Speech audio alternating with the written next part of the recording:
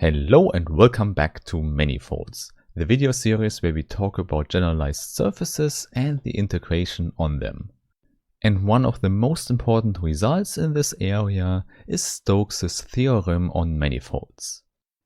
And indeed, in today's part 54, we will fill in some more details for the proof of it. In particular, it's quite easy to show Stokes' theorem if we only need one chart. What this means I will tell you soon, because first I want to thank all the nice people who support the channel on Steady, here on YouTube or via other means. And as you might already know, as a Steady or Patreon member, you can download a lot of additional material with the link in the description. And now without further ado, let's immediately recall Stokes' theorem on manifolds. Indeed, what we need is a manifold with boundary, and then what we consider are two integrals.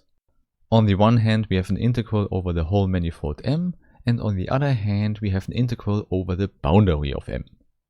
And most importantly, this should happen for an n-1 form omega, where n is the dimension of M.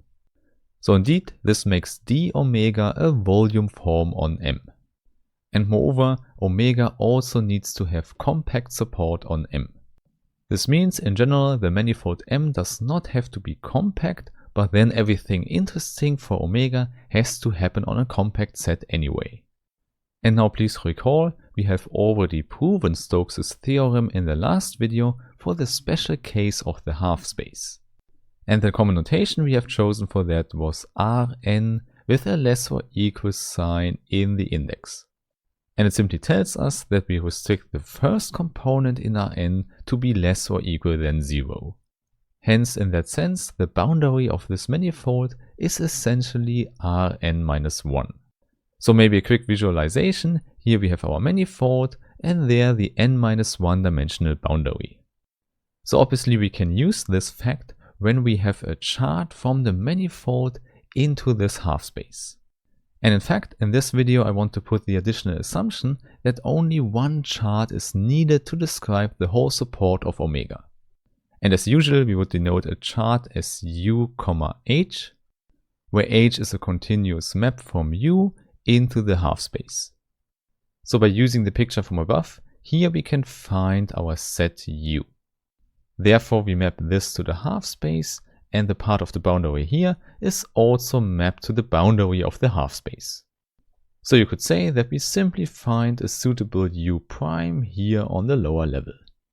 And as already mentioned, the part of the boundary we have here is now mapped to the lower level as well. Indeed, this is what we already know. This is how a chart with boundary works.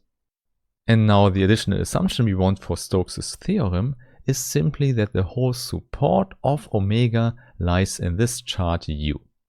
This means for our integration, we only need one chart, namely UH. Hence with the picture here, inside u, we find our compact set given as support of omega. So the global look of the manifold does not matter, we only need this small part of the whole manifold. And moreover, a small detail we can add here is that the chart should be chosen in such a way that it is orientation preserving. This is the usual thing we want to have for integration, and if we don't have it, it's also not a big problem, because we just have to deal with one sign anyway. So this is the whole assumption we need, and now we can prove Stokes' theorem under this assumption. Which simply means that we have to calculate two integrals and then compare them.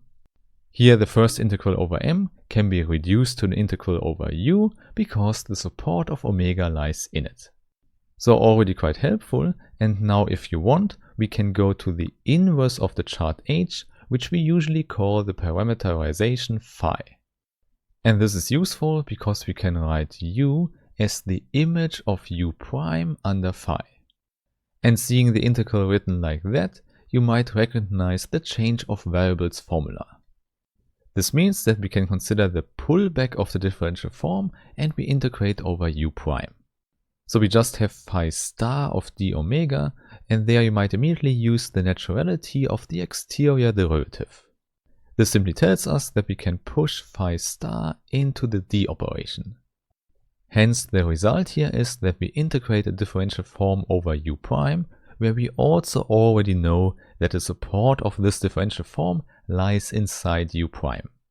Therefore, we actually can also write it as an integral over the whole half space. And obviously at this point, we can use Stokes' theorem for the half space. This is what we have used in the last video, and now we can finally use it. So the differential form we have to integrate over the boundary is phi star omega. Or to be actually really precise, it's together with the pullback of the inclusion map I. This simply means that I maps the boundary of the half space into the half space. So this is quite a simple map, but it's needed to describe the differential form here in the correct way. So in the picture you would visualize the boundary on the left, and it's included in the half space on the right. And moreover, as before, you also know we can translate everything to the upper level as well. And this works on the right hand side, but also on the left hand side where we only have the boundaries.